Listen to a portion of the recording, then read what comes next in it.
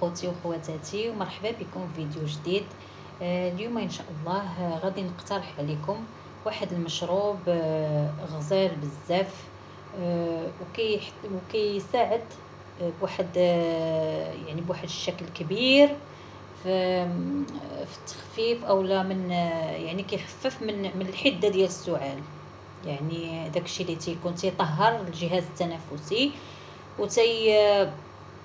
تينقيه وتخلينا نرتاحوا من داك السعال. يعني ما تيخليش داك ديك الكحه اللي كتعذب، ما كتخليش الانسان يلاه تيبغي ينعس، تيبقى ملي تيكون ضاربو البرد. وسورتو دابا في هذا المشكل ديال اللي كاين دابا، يعني مزيان ناخذوه واخا ما يكونش فينا كاع الكحه، ناخذوه هكا على سبيل الاحتياط. راه زوين بزاف وغادي يعجبكم حتى في المذاق ديالو مزيان. قبل ما نبدا في الوصفه، كنتمنى بعدا تكونوا في احسن حال وتكونوا فعلا باقين كلكم محترمين الحجر الصحي.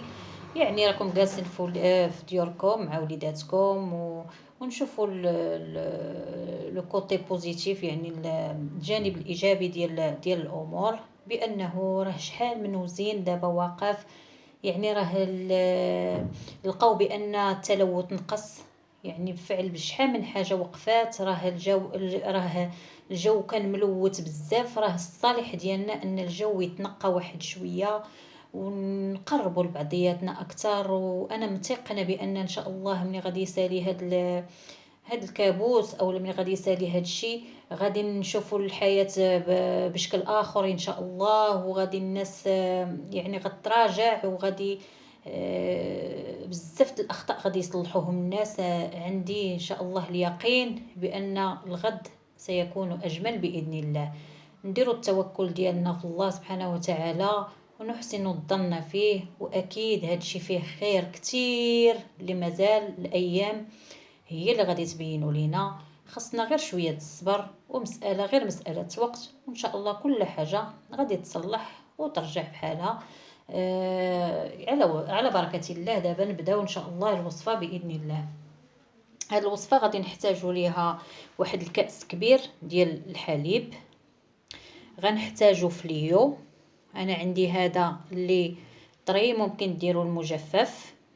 عندي هنا زريعه الكتان، عندي معلقه كبيره ديال زريعه الكتان. عندي هنايا زنجبيل، ممكن الا ما عندكمش ديروه بودره، ممكن ديروه بودره. بلا ما نحتاج نقول لكم الفوائد ديال كل عنصر من هاد العناصر اللي استعملت. انا عندي اعتيادي هذا ملي تتكون الكحه وداكشي حتى عند الدراري، يعني زوين بزاف حتى للاطفال. وغادي تمشي وغادي تشوفوا شنو هما الفوائد ديال كل حاجه من هذا الشيء اللي عطيت لكم، وغادي تلقاو عليه الراحه، وغادي يفيدنا فعلا حتى في تقويه المناعه ديالنا. يعني كله افاده من الالف الى الياء. على بركه الله. غناخذوا شي كاسرونه، مهم فاش غادي نديرو، لان غنديرو فوق البوطه ونقصوا عليه ونخليو هاد العناصر كتطلق في بعضياتها حتى يفيض لينا الحليب ديالنا على خاطرو، يعني نكونوا ناقصين العافيه. وديك الساعات نخليوه يرتاح واحد شويه، نغطيوه، ومن بعد نكمل معكم المراحل دابا على بركه الله.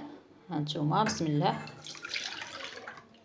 ديروا هاد الكأس الكبير ديال الحليب، نديروا فيه كيف ما قلت لكم. عندي هنايا الزنجبيل، ممكن نديروا بودره. عندي هنايا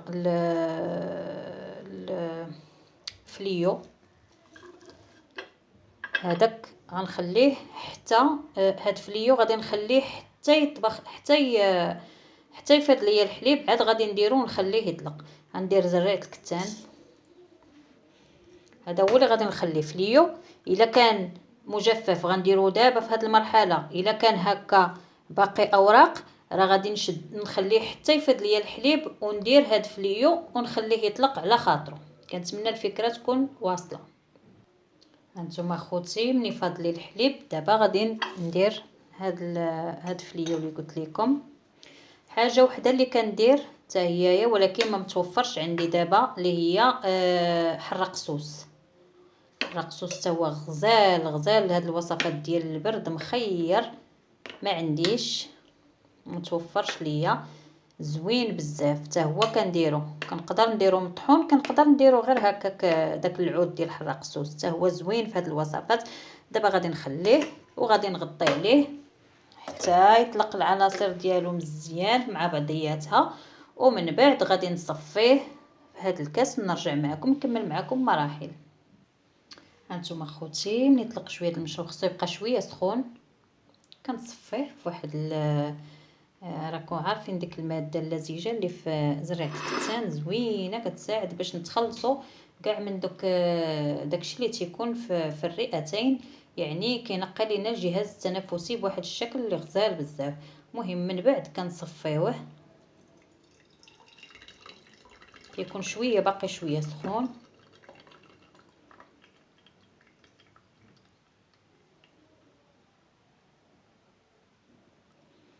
بشويه بشويه غنديرو غير بشويه بشويه حتى نصفيوه كامل، ومن بعد غادي نحليوه واحد الملعقه ديال العسل ونكمل معكم.